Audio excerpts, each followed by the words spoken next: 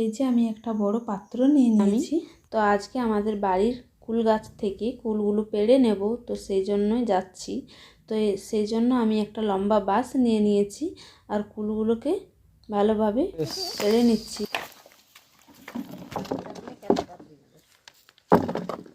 কতগুলো হইলো? এই যে অনেকগুলো হয়ে গেল।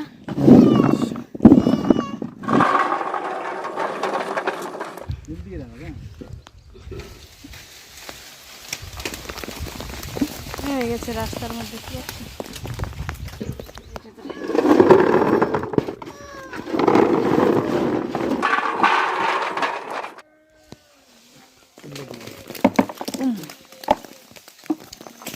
এই যে আমি এখন সব কুলগুলো কুড়িয়ে নিচ্ছি।